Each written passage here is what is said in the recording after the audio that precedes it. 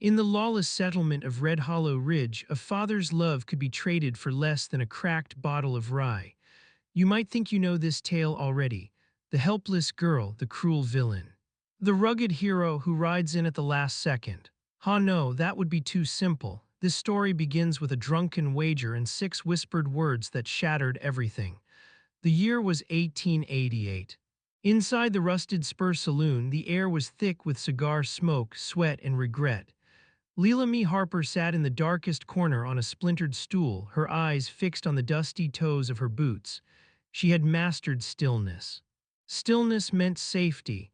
If she did not move, did not look up, did not breathe too loudly, perhaps the world would forget she existed. At the center table, her father, Caleb Harper, was losing again. His face was red and blotched, veins webbing across his nose like cracks in glass. "You're cheatin', Royce," he barked, slamming his fist down so hard the cards jumped. Laughter erupted around the table, sharp and merciless. Royce barely blinked. "Only thing cheatin' you is that bottle, Caleb, you're broke." Silence followed. The piano faltered mid-tune. In Red Hollow Ridge, silence meant something ugly was coming. Caleb's gaze drifted across the room and landed on Leela, her stomach twisted. He staggered over, grabbing her arm hard enough to bruise. "I ain't out yet," he slurred. "I'll wager the girl." A murmur rippled through the saloon. Even the roughest men shifted uncomfortably. Betting a horse was one thing, betting your daughter, that tasted foul. "She's mute," someone scoffed. "Broken as a bent wheel." "She cooks, cleans, don't talk back," Caleb insisted desperately. "Worth her weight in gold." Before Royce could refuse, a deep voice rolled from the shadows near the back door. "I'll take the wager." The room turned. A towering stranger stepped forward, broad as a barn door, wrapped in a wolfskin coat dusted with mountain frost. His name, they would learn, was Elias Thorne. His eyes were pale gray, cold and sharp as winter steel. He didn't look at Caleb, he looked at Leela. Then he dropped a heavy pouch onto the table. Gold clinked inside. "I'm not gambling," he said evenly. "I'm buying." Caleb snatched the pouch without a backward glance. No goodbye, no apology. Outside, as Elias lifted her effortlessly onto his saddle, Leela braced herself for commands, for mocking gestures. Instead, he leaned close, his beard brushed her ear. "You can stop pretending, Leila," he murmured. "I saw you flinch." Her heart stopped. "I know you can hear me." And with that, he rode into the dark mountains, carrying her away from everything she knew and toward something far more dangerous. If you think this was her rescue, think again. Before we go any further, take a second to like this video, subscribe to the channel, and tell me in the comments, what would you have done in her place? Because what waited in those mountains was not salvation. The ride into the mountains was merciless.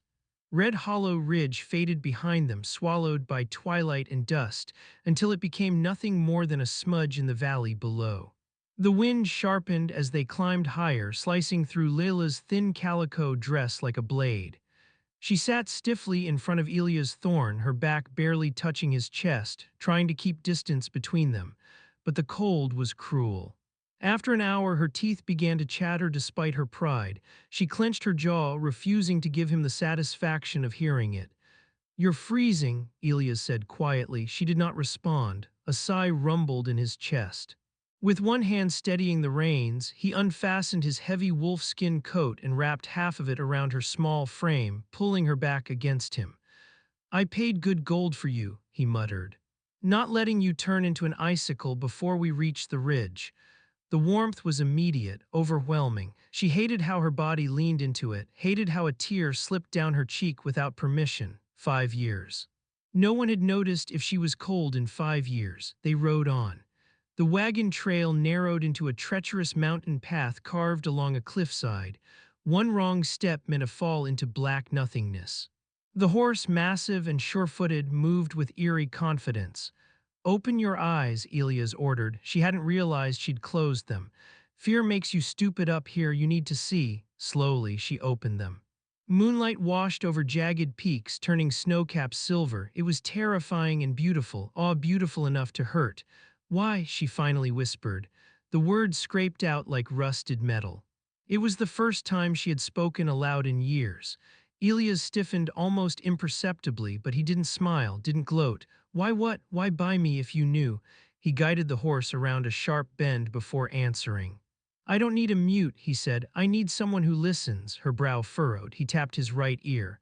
Mine doesn't work, she blinked. Mine collapsed 5 winters ago. Explosion lost this ear completely. The other rings like a church bell when storms roll in. His jaw tightened. Out here, that gets a man killed. The truth hung between them. You watched me, she asked. 3 days, he admitted. You hear things others don't. You survived by silence. I need that, she swallowed. You bought me to be your guard dog. I bought you to keep us alive. The horse crested a final incline. Ahead, perched on a snowy plateau, stood a cabin of thick timber logs. Smoke curled from its chimney like a quiet promise. Home, Elias said. He dismounted and lifted her down. Her legs buckled from the long ride, but he caught her without hesitation. For a heartbeat, they stood chest to chest under the moonlight. Go inside, he instructed. Bar the door, only open it if I knock 3 times, pause then 2. Her stomach tightened. Where are you going? He pulled a rifle from the saddle. We were followed. The wind howled louder. Go, he commanded softly. Leela ran inside, slamming the heavy door and dropping the bar into place. She pressed her ear to the wood. Then a gunshot split the night. Her breath caught in her throat, and suddenly she understood. She hadn't been rescued. She had been brought into a war, and it was only beginning. The silence inside the cabin felt alive. Leela slid down against the door, her hands trembling despite herself. The gunshot still rang in her ears, echoing over and over until she thought she might scream. But she didn't. She swallowed it down, forcing herself to breathe slowly. Inhale, exhale, listen. The cabin was simple rough logs, a stone hearth, a ladder leading to a small loft. A cast-iron skillet hung near the fire. A hunting knife rested on the table beside a half-carved piece of cedar. Everything about the place felt solid, lived in. Outside, the wind shrieked through the trees, then a horse whinnied, boots crunching in snow. Her heart hammered so loud she was certain it could be heard outside. She grabbed the hunting knife from the table. The handle felt awkward in her palm, heavy and unfamiliar. Still, she gripped it tight. Knock, knock, knock. Her breath stopped. Pause, knock, knock, the signal. She rushed to the door but hesitated just before lifting the bar. Elias, she whispered before she could stop herself. Open it, came the rough reply. Winded, strained, she lifted the bar. The door burst inward with a gust of snow, and Elias stumbled inside. He slammed the door shut behind him and dropped the bolt into place. He looked terrifying. Snow clung to his dark hair and beard. His wolfskin coat was streaked with blood, dark and wet along his sleeve. You're hurt, Leela said instantly, the words spilling out before she could retreat back into silence. Grazed, he muttered, shrugging off the coat. Beneath it, his shirt was torn at the upper arm, blood seeping through the fabric. Bullet barely kissed me. He moved to the hearth, kneeling to stir the embers into flame. The firelight illuminated his face, and for the first time she saw exhaustion beneath the hardness. Who was it? She asked. He reached into his pocket and tossed a folded paper onto the table. She picked it up. It was a crude sketch. His face, and beneath it $5,000, her breath caught. You're wanted. He let out a humorless huff. Not for what you think. He washed the blood from his arm with steady hands. That man was a scout, the rest are coming. Tonight or by dawn, her stomach twisted. Why? He looked at her then, really looked at her. Ever heard of the Gray Summit disaster? She nodded faintly. The explosion in the mines 5 years ago, dozens dead, women, children. It wasn't an accident, he said quietly. The fire cracked. They sealed the shaft on purpose. Private syndicate wanted the land cleared. Leela's pulse thudded. You were there. My wife and son were inside. The words fell like stones. She felt something inside her chest crack open. All the anger she'd carried toward him flickered and shifted. My ear was destroyed in that blast, he continued. I hunted down the men who lit the fuse. Found all but one. Who? Victor Hale. The name felt cold in the room. He runs the syndicate now, and he knows I'm coming. Outside, somewhere beyond the howling wind, a faint crunch. Leela's head snapped up. There, she whispered urgently. Elias didn't question her. He grabbed his rifle instantly. Where? Backside 203 on foot. His jaw tightened. They're flanking us. Another scrape, metal against wood. The window, she breathed. He moved fast, silent despite his size, not toward the window, but toward a trapdoor hidden beneath a rug. Cover your ears, he warned. Her eyes widened. He dropped something into the cellar below, slammed the hatch shut, and dove behind the heavy table. She barely clamped her hands over her ears before boom. The explosion shook the entire cabin. Screams erupted outside. Gunshots followed. Elias charged through the back door into the storm. Leela crouched in the loft, gripping the shotgun he'd thrust into her hands moments before, heart pounding so hard she thought it might burst. Minutes passed. Then the door creaked again. She aimed. "It's me," he rasped. He stumbled inside, breath fogging the air. "Two down," he said. One ran. Silence fell again, but this time it wasn't empty. This time it felt like something had awakened between them. And somewhere in the darkness beyond the trees, the last man was still alive. The storm raged for hours after the gunfire stopped. Inside the cabin, the fire burned low, throwing long, restless shadows against the timber walls. Leela sat at the table, carefully cleaning the blood from Elia's arm. Her hands were steadier now, though her pulse still thudded in her ears. "You should have stayed inside," she muttered softly. He gave a faint grin. "And let them pry open my back window? I don't think so." She pressed the whiskey-soaked cloth to his wound. He hissed through his teeth but didn't pull away. "You're half-deaf and bleeding," she said. "You're not invincible," a low chuckle escaped him. "Never claimed to be." For a moment the tension eased, a fragile pause, the kind that makes you forget danger exists. Then Elias grew quiet. "The one who ran," he said slowly. "He'll report back to Victor Hale." Yes, the name hung between them like smoke. Leela stared into the fire. "He won't send just 3 next time." "No, then what do we do?" Elias leaned back in his chair, jaw tight. "We move at first light. There's a trading outpost east of here, Bitter Hollow Crossing. Run by a man named Rowan Pike. Can he be trusted? He once pulled me from a collapsed shaft with his bare hands." Elias met her eyes. "I trust him," she nodded, though unease stirred in her stomach. That night neither of them truly slept. Leela lay in the loft, listening to every creak of settling wood, every shift of wind. Beneath her she could hear Elias breathing, uneven, restless. Once he muttered something in his sleep, a name. Mara, his wife. Leela swallowed the lump in her throat. Just before dawn she heard something else, not wind, not wildlife, hoofbeats, distant, fading, the runaway scout. "He's riding hard," she whispered down to Elias. His eyes opened instantly. Direction, southwest, back toward town. His jaw flexed. "He's warning Hale." The realization made her stomach drop. By sunrise they were mounted and descending the mountain path. This time Elias sat behind her, his injured arm weak. Leela held the reins, guiding the horse carefully over ice-slick bends. "You're steering too wide," he murmured near her ear. She exhaled sharply. "Trust me." A pause. Then quietly, "I do." The words warmed her more than the wolfskin coat. By late afternoon, Bitter Hollow Crossing came into view, a cluster of wooden buildings nestled between snow-dusted hills. Smoke rose from chimneys. The scent of leather and stew drifted in the cold air.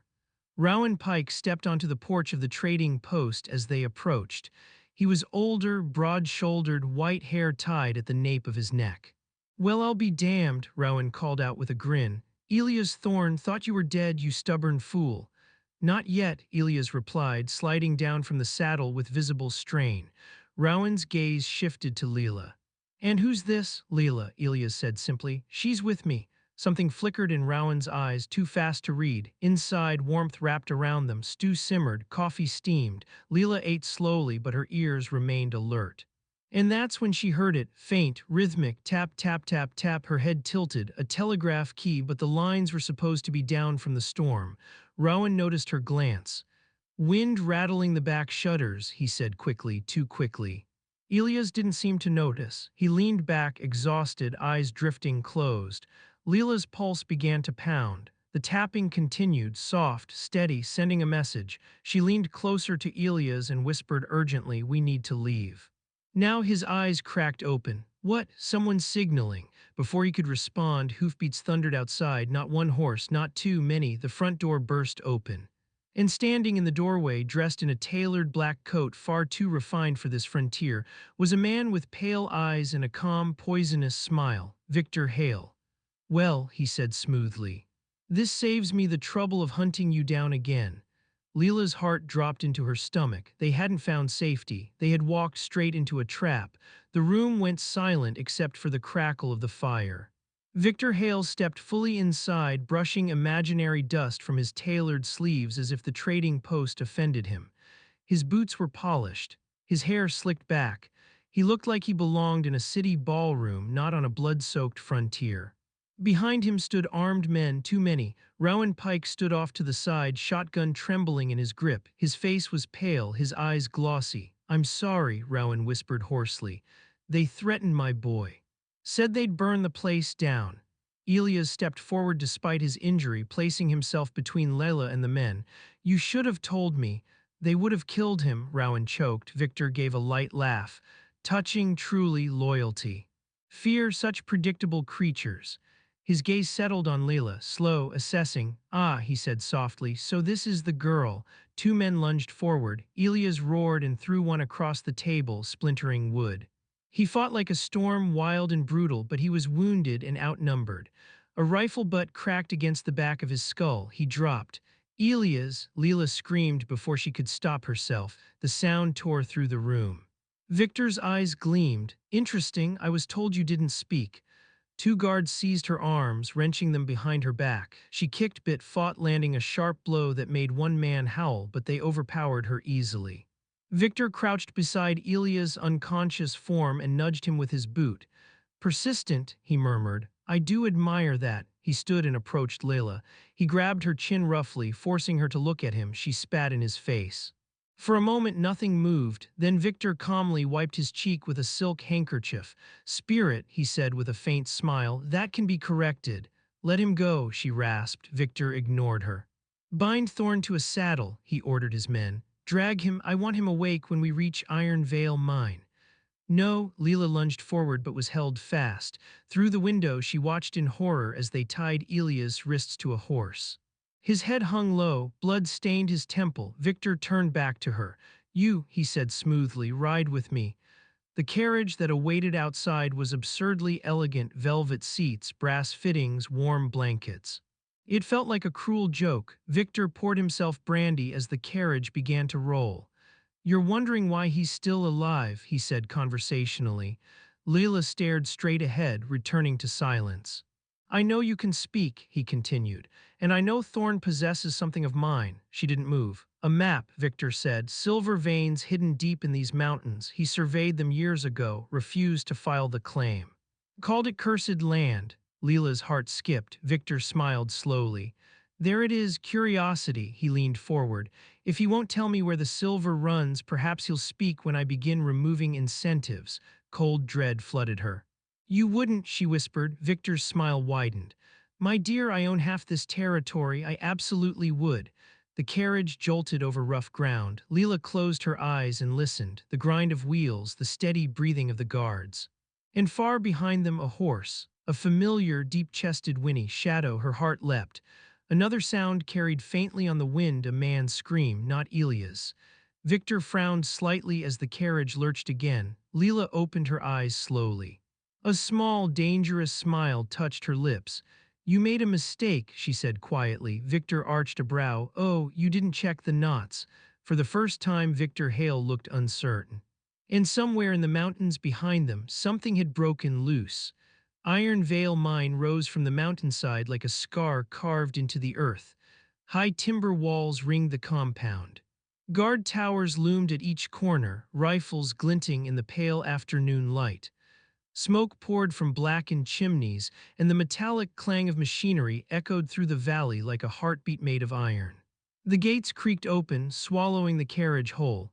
Leela stepped out first.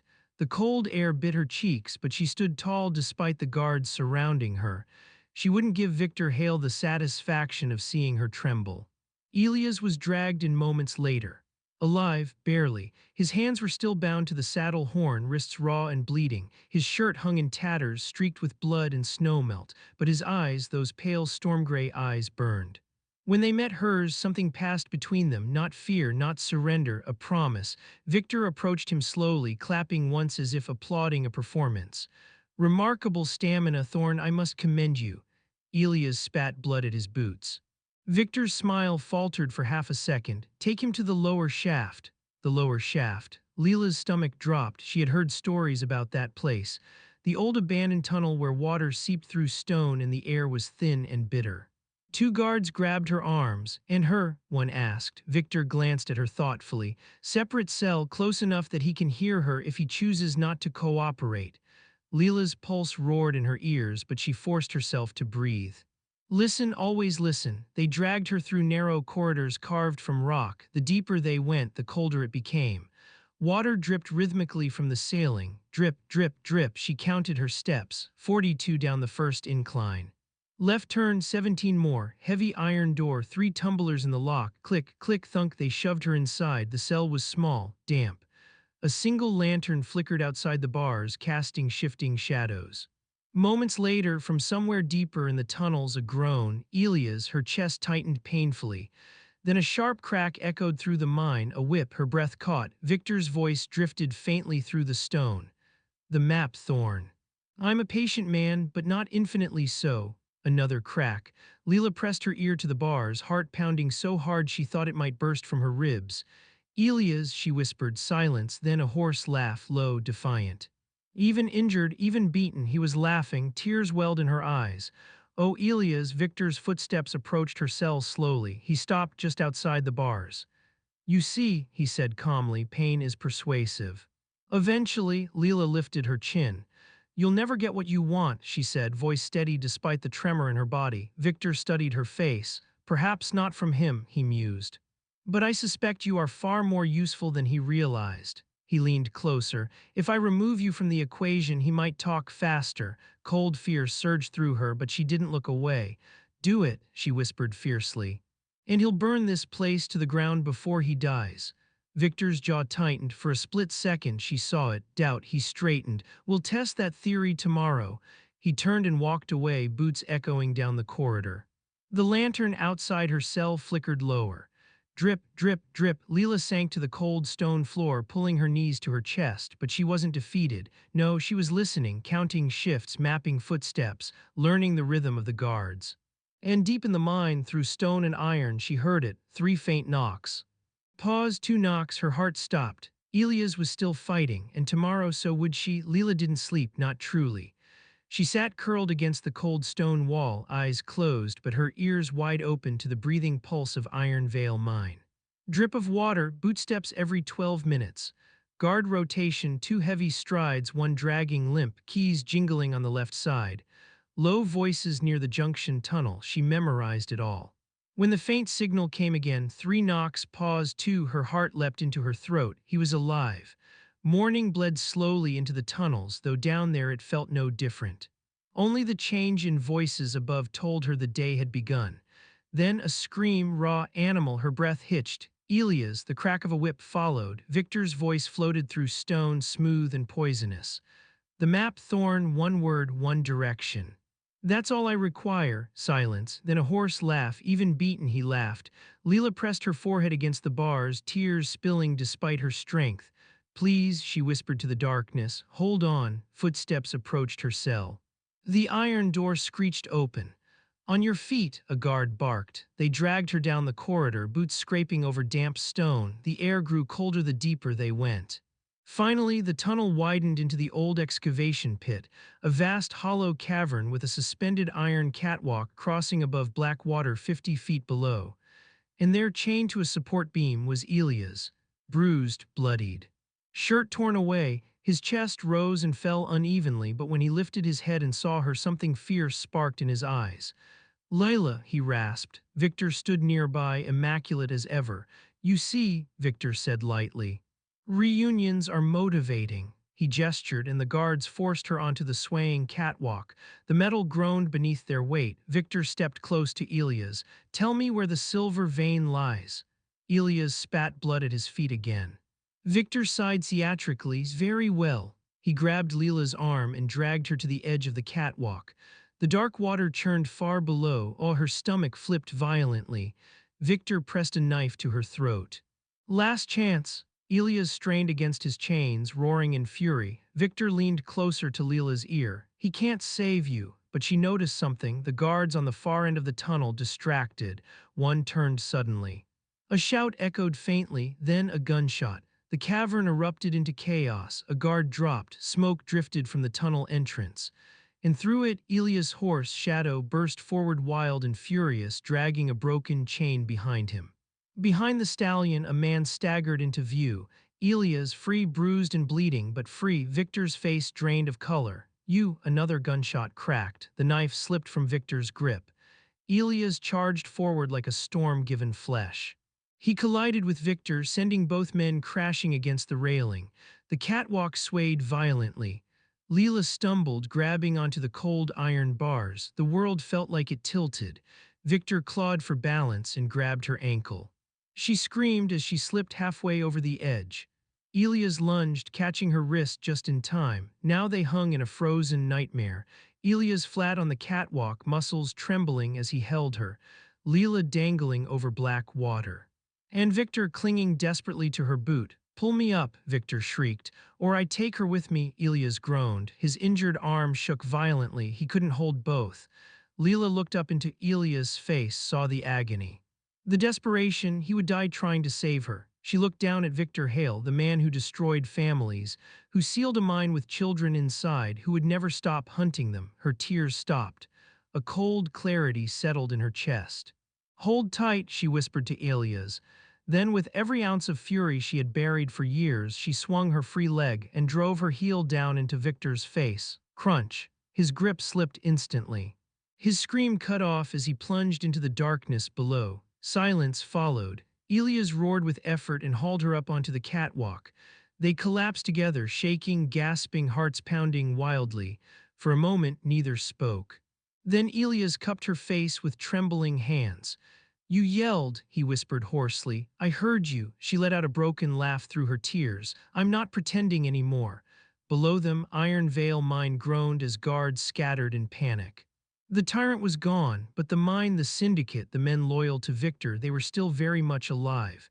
And as distant shouts echoed through the tunnels, they both realized this fight wasn't finished. Not yet. The mine erupted into chaos. Without Victor Hale barking orders, the guards faltered. Some ran, some fired blindly, others simply froze, unsure who they were fighting for anymore. Elias pulled Leela to her feet, his grip firm despite the tremor in his injured arm. "Can you run?" he asked, breath ragged. She gave a shaky laugh. "Try and stop me." He almost smiled. Gunshots echoed again from the far tunnel. A few of the miners, men who had once worked under Elias years ago, were turning their rifles on the syndicate guards. Confusion spread like wildfire. "They hated Hale," Elias muttered. "They just needed a spark." "Well," Leela said, heart hammering, "you certainly lit one." They moved fast across the swaying catwalk. Below them, the black water churned where Victor had disappeared. No resurfacing, no second chance, just silence. At the tunnel mouth, Shadow waited, wild-eyed, chain still clanking against his flank. Elias grabbed the reins and steadied the stallion. "Good boy," he murmured hoarsely. Another explosion boomed somewhere deeper in the mine, machinery sabotaged or boilers rupturing. Smoke began to fill the corridors. "Elias," Leela warned. "It's going to collapse," he nodded. "Then we don't linger." They raced through the winding tunnels. Leela's ears guided them left when boots pounded from the right when shouts echoed too close. Twice she pulled him back just before armed men rounded corners. "You really do hear everything," he breathed. She grinned despite the terror. "Told you." They burst into daylight just as a deafening rumble shook the mountainside. The upper shaft caved in, sending a plume of dust and snow into the sky. The great Iron Veil Mine, Victor Hale's empire, was swallowing itself. They didn't look back. Elias swung onto Shadow, then pulled Leela up behind him. This time she didn't sit stiffly. She wrapped her arms around him tight. They rode hard into the forest as smoke rose behind them. Only when the mine was a distant scar on the horizon did Elias slow the horse. He swayed slightly in the saddle. "Hey," she whispered urgently, "stay with me." He let out a weak chuckle. "Hard to pass out with you yelling in my ear." She laughed, half hysterical, half relieved. They reached the cabin at dusk. It stood just as they'd left it, quiet, steady. Inside, the fire pit was cold, but the walls felt like shelter instead of a cage. Elias sank heavily into a chair. Leela knelt in front of him, gently cleaning fresh blood from his temple. You scared me, she whispered, voice breaking. You kicked a man into a mine shaft, he replied softly. You scared me. She gave a watery laugh. Silence settled, but not the heavy, suffocating kind from before. This silence felt different, safe. Outside, snow began to fall lightly. Leela stood and moved toward the small kitchen table, beginning to knead bread dough with trembling hands. The simple motion grounded her. After a moment, Elias spoke. You're free now, he said quietly. You don't owe me anything. When spring comes, you can go wherever you like. Her hand stilled. She turned slowly. And go where? She asked softly. Back to Red Hollow Ridge, back to a father who sold me. He didn't answer. She stepped closer, placing her flour-dusted hand over his rough one. I didn't stay because I had nowhere else, she said. I stayed because I chose to. Emotion flickered across his face, raw and unguarded. Oh, it almost made her cry again. He covered her hand with his, holding it there. Then stay, he murmured. Outside, the wind whispered through the trees. The war with Victor Hale was over, but the mountains were still wild. And somewhere beyond the ridges, rumors of the mine's fall would spread. Men would come looking for power, for silver, for revenge. And if they did, they would not find a silent girl waiting to be sold. They would find Leela Thorne, and she was no one's wager anymore. Spring did not arrive gently in the high country, it fought its way in. Snow melted in stubborn patches, turning the earth to slick mud. Ice cracked loudly along the riverbanks. The mountains exhaled fog each morning like a beast waking from hibernation. Inside the cabin, warmth returned slowly.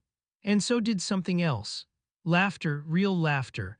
One morning, Elias was attempting to fix a broken hinge on the barn door when the hammer slipped from his grip and struck his own boot. He froze. Leela stared at him, he stared at her. Then she burst out laughing, not a polite giggle, not a restrained breath. A full, bright, uncontrollable laugh that echoed across the clearing. Elias blinked, stunned, then shook his head with mock offense. You find my pain amusing. Immensely, she teased, wiping tears from her eyes. The mighty mountain wolf defeated by a hinge. He let out a low chuckle, careful. I still know how to throw dynamite. That made her laugh even harder. Oh, the sound filled the air like sunlight. For years she had swallowed her voice, buried it beneath fear and survival. Now it spilled out freely, sometimes too freely. And Elias listened every time. They worked side by side, repairing the cabin fence, replanting a small patch of soil near the creek, preparing for a quieter life. But quiet never lasted long in the West. One afternoon, as Leela carried water from the stream, her head tilted instinctively. Hoofbeats, two riders, not rushing, not hostile, just approaching. She set the bucket down slowly. Company, she called calmly. Elias stepped out of the barn, wiping his hands. How many? 2 heavy saddlebags, he relaxed slightly. Traders, maybe. The riders appeared moments later, local ranch hands who had heard rumors of Iron Vale Mine collapsing and Victor Hale disappearing. They say Thorne burned it down, one of them said, eyes wide. That true, Elias shrugged. Mines collapse all the time. They looked unconvinced but grateful. Hale squeezed half this valley dry, the other muttered. If he's gone, good riddance. When the riders left, Leela exhaled slowly. They'll keep coming, she said quietly. For silver, Elias asked. For answers, he nodded thoughtfully. That night they sat on the porch watching the stars. I don't want to be hunted anymore, she admitted softly. You won't be, he said. She looked at him. You don't know that. He turned toward her fully. Then we don't hide, he said. We build something better. She studied his face in the starlight. And if men come looking for silver, he smiled faintly. Then they'll find farmers, she laughed under her breath, but as they sat in the quiet, her instincts stirred again, faint. Far off, not 2 horses, not traders, many more, moving carefully. Her laughter faded. Elias, she whispered. He immediately straightened. How many? She swallowed. Too many. The peaceful spring night suddenly felt fragile, and somewhere beyond the tree line, shadows were gathering again. The laughter from earlier that day felt like it belonged to another lifetime. Leela stood frozen on the porch, eyes unfocused, listening beyond the wind. Hoofbeats, muted, controlled, not careless travelers, men who knew how to move quietly. 8, she whispered, maybe 10. Elias didn't panic, he never did, but she saw the shift in his posture, the quiet tightening of his jaw, the way his shoulders squared. Distance, he asked calmly. Half a mile slowing, he nodded once. Inside, they moved without argument. Leela barred the door while Elias retrieved his rifle and the old shotgun from above the hearth. He handed it to her without hesitation. You still remember? He asked. She gave him a look. He almost smiled. Right, you hear everything. They extinguished the lanterns, leaving only faint moonlight spilling through the cracks in the logs. Outside, the hoofbeats stopped. Silence, the worst kind. Leela crouched near the back wall, ear pressed lightly to the timber, boots spreading out. They're circling, she breathed. Elias shifted quietly, positioning himself near the front window. A knock came at the door, polite, measured. Elias didn't answer. Another knock, then a voice. We're not here to fight. Leela's brow furrowed. The voice was unfamiliar, steady, not aggressive. Elias called out, then state your business from there. A pause. We rode from Copper Bend. Word spread about Iron Vale. About Hale, Leela listened closely. No strain in the man's voice, no signal to others, no hidden shuffle of rifles preparing to fire. They're tense, she whispered, but not attacking. Elias considered for a long moment. Open the shutter, he murmured to her. She did, just enough to peer through. 10 men stood in the clearing, armed, yes, but their rifles were lowered. A tall man stepped forward. We don't want silver, he said. We want protection, Elias blinked. The man continued, Hale's lieutenants are scrambling for power. Smaller camps are getting raided, families threatened. We heard you stood against him. Leela's heart pounded. This wasn't revenge. It was something else. They're scared, she whispered softly. Elias studied the group through the narrow opening. You think I'm some kind of sheriff? He called out dryly. No, the man replied. We think you're the only one who's not afraid of them. Silence stretched. Leela stepped closer to Elias. You said we don't hide, she reminded him quietly. He looked at her, really looked at her. You sure about this? He asked under his breath.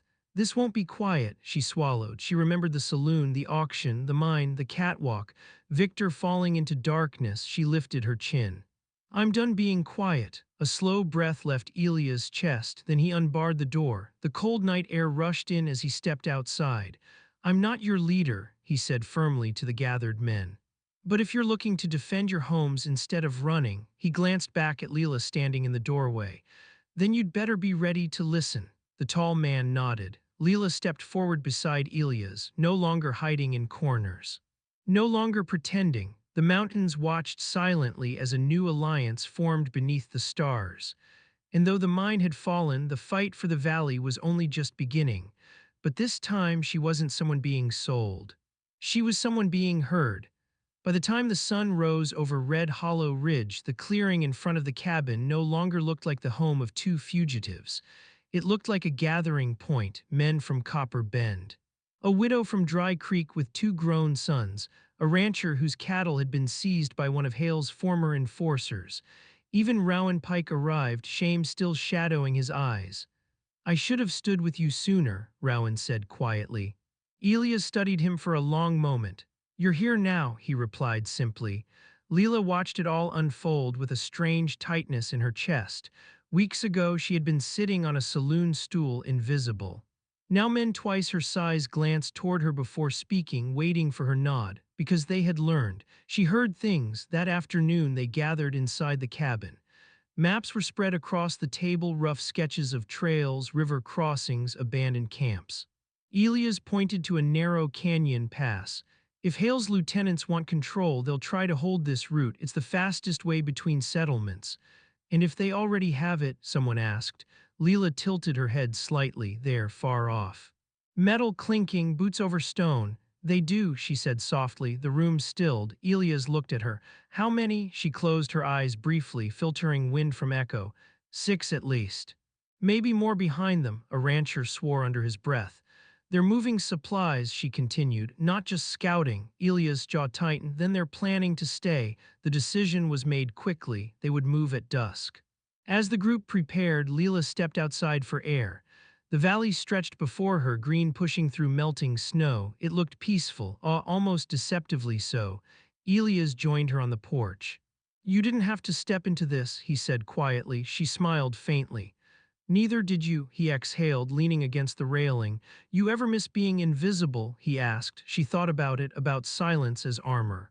About shrinking to survive, then she shook her head. No, she said firmly, it was lonely there. He looked at her with something deeper than gratitude, something steadier. You're not invisible anymore, he said. She gave a soft laugh. Good. I was tired of people talking like I wasn't in the room. He reached for her hand, simple, solid, and for once she didn't feel like she was clinging to survival. She felt rooted. As dusk fell, they rode toward the canyon pass. Not as outlaws, not as fugitives, but as neighbors defending their land. Leela rode near the front, ears alert, every shift of gravel, every whisper of wind, every faint echo in stone, she heard it all. And when the first glint of rifle barrels flashed between canyon rocks, she raised her hand. Now, she whispered, the valley would remember this night, because this time, when men came to take what wasn't theirs, they wouldn't find a frightened girl in the shadows. They would find a voice, and it was only growing stronger. The canyon erupted in chaos. Gunfire cracked against stone walls, echoes ricocheting like thunder trapped in a barrel. Horses reared, men shouted, dust and smoke filled the narrow pass. But this time they were ready. Leela stayed low behind a jagged rock, shotgun steady in her hands. Her ears filtered through the noise, separating panic from purpose. Left ridge, she called out sharply. Elias pivoted instantly, firing toward a flash of movement just before a rifle barrel appeared. A man cried out. Two more behind the supply crates, she shouted. The rancher boys flanked wide, cutting off escape. It wasn't a massacre, it was controlled, precise. When the smoke cleared, the remaining enforcers dropped their weapons. The canyon fell silent except for heavy breathing and distant wind. Leela rose slowly, no shaking hands, no hiding. Elias stepped beside her, scanning the defeated men. You can walk back to wherever you crawled from, he said evenly. But you don't come back here. One of them muttered, without hail there's no pay anyway. Exactly. The power structure had cracked, and it wasn't being rebuilt. As the sun dipped low, the group rode back toward the valley. The mood wasn't celebratory, it was steady, grounded, like something had shifted permanently. At the cabin that evening, a fire burned brighter than it ever had before. Neighbors lingered. Plans were made not for war, but for watch posts, shared harvests, protection routes, community. Leela stood near the porch rail, watching the flames dance. Weeks ago, she had been sold like property. Now men asked for her counsel. Life was strange like that.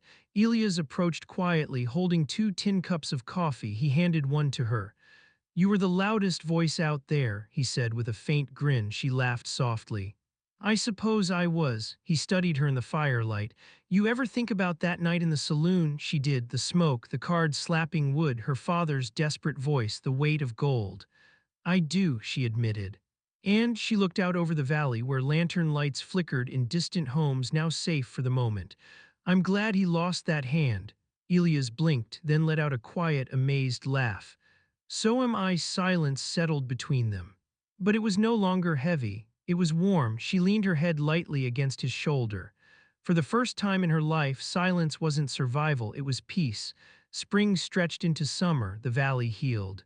Fields were planted where fear once ruled. Children played near streams without looking over their shoulders. Laughter carried farther than gunshots, and every now and then, when someone would ask how it all began, they would point toward the cabin on the ridge. To the mountain man who couldn't hear danger from his right side, and to the woman who heard everything. The woman who stopped pretending, the woman who chose her own voice. Because in the wild, unforgiving West, it wasn't the loudest guns that changed history. It was the quiet girl who decided to speak. The years did not erase the scars, they softened them. Summer deepened and the valley began to look less like a battleground and more like a promise. Fences were rebuilt, fields of barley swayed gold under the sun. The old trading routes reopened, this time watched not by hired guns but by neighbors. And at the center of it all stood the cabin on the ridge. It grew, not grand, not fancy, but stronger. A second room added, a proper barn, a wide porch where lantern light spilled warmly into the night. Sometimes travelers would stop and ask, is this where Thorn lives, the one who took down Hale? Elias would just shrug and say, depends who's asking. And Leela would laugh softly in the background, kneading dough or stirring stew, no longer hiding from voices joining them. One evening, as cicadas hummed and fireflies blinked lazily in the tall grass, Leela sat on the porch steps with her boots off, listening to the world breathe. Crickets whine through wheat, the distant splash of river water over stone. Peace had a sound. She felt Elias settle beside her. "You're doing it again," he said. "What?" Listening like something's about to explode, she smiled faintly. "Habit." He nudged her shoulder gently. "You don't have to guard everything anymore." She turned to him thoughtful. "I know," she said quietly, "but I like knowing I could," he chuckled. After a moment, he reached into his pocket and pulled out something small. A simple silver band, not polished perfectly, slightly uneven, clearly handmade. She blinked. "It's not from that cursed vein," he said quickly. "Found it in an old supply crate when the mine collapsed. Figured it deserved a better story." Her breath caught. "You're terrible at speeches," she whispered, half laughing, half crying. "Yeah," he admitted, "but I'm good at staying." Her eyes filled. For so long, love had meant fear, now it meant steadiness. "I'm not a wager," she said softly. "Never were," he replied. "I'm not property." He shook his head. "You're my partner." A tear slid down her cheek as she laughed through it. "Ha ha ha, you're going to make me cry every time you try to be poetic." "Good," he muttered. "Means you're still loud." She slipped the ring onto her finger, and for the first time in her life, the future didn't feel like something to survive. It felt like something to build. Later that night, as they stood together under a sky thick with stars, Leela closed her eyes one more time and listened. No approaching riders, no hidden whispers, just wind, just home. And somewhere in the quiet, she realized something that made her chest ache with gratitude. The 6 whispered words that had once changed everything still echoed in her memory. "I know you can hear me." Yes, she could. And now the whole valley could hear her too.